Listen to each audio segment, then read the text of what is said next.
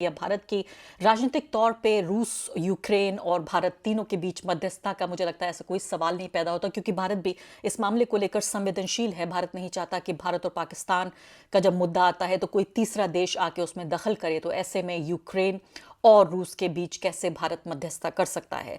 तो दूसरा महत्वपूर्ण सवाल एक तो ये उठा तेल को लेकर कि क्या भारत ने वाकई इस दबाव में, अमेरिका के दबाव में आके तेल कम खरीदा है। क्या इस मुद्दे को लेकर यहाँ पर कोई बातचीत रही होगी दोनों नेताओं के बीच, हैदराबाद हाउस में जो बातचीत हो रही है। साथ ही दूसरा महत्वपूर्ण सवाल ये भी उठता है कि हमने हमेशा देखा है कि प्रधानमंत्री नरेंद्र मोदी जब जब विदेश जाते हैं, और खासकर पड़ोसी देश, चाहे वो मालदीव्स हो या बांग्लादेश हो या इसके अलावा और भी कई, श्रीलंका हो, हमेशा विदेश जो विपक्ष के नेता हैं उनसे मुलाकात करते हैं। ये हमेशा प्रोटोकॉल रहा है। लेकिन इस बार देखिए कितनी असुरक्षा की ये पूरी भावना है इस सरकार के अंदर। डिंपल यादव ने भी इस मुद्दे को उठाया कि राहुल गांधी से मिलने के लिए कोई प्रबंध नहीं किया गया। पहले तो एक ये बहाना था कि भाई कोई लीडर ऑफ अपोजिशन नहीं है, क्योंकि कांग्रेस पार्टी की बहुत कम सीटें आई थी, उतनी सीटें नहीं आई थी जितने में उनको डेजिग्नेट किया जा सके लीडर ऑफ अपोजिशन के तौर पर। लेकिन अब क्या बात है, अब किस बात का बहाना है? तो पूरे तरीके से दरवाजे बंद किए गए राहुल गांधी के ऊपर कि वो व्लादिमीर पुतिन से ना मिलें।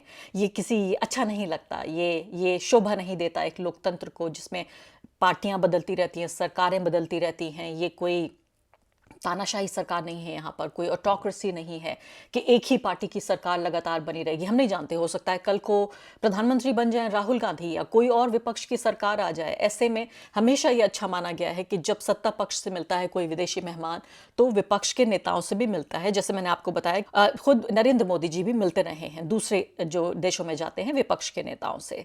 एक और महत्वपूर्ण मुद्दा है जो मुझे लगता है कि उठना चाहिए, कितना इस मुद्दे का हल निकलेगा वो अलग बात है, कि अभी जो हमारे पास आंकड़ा ये बताता है कि करीब करीब 44 लोग ऐसे हैं भारत के जो अभी भी रूस में फंसे हुए हैं। ये मुद्दा पहले भी उठाया जा चुका है, ये मुद्दा अब भी उठ रहा है कि क्या इनके बाहर निकलने का रास्ता बनेगा। अब ये पूरे तरीके से जो आर्ग्यूमेंट है, तर्क है, वो ये दिया जाता है कि चूंकि ये सीधे रूस की सेना ने इनको भर्ती नहीं किया है, कोई तीसरे कॉन्ट्रैक्टर्स हैं, बिचौलिए हैं। भारत में गुजरात से लेकर पंजाब तक कई राज्यों से यहाँ पर लोग गए हैं, ज्यादा पैसे के लालच में वहां जाके बुरी तरह फंस गए हैं, उनकी जान को भी खतरा है। तो इसको लेकर भी एक बड़ा मुद्दा है और उम्मीद की जा रही है कि ये मुद्दा उठाया जाएगा।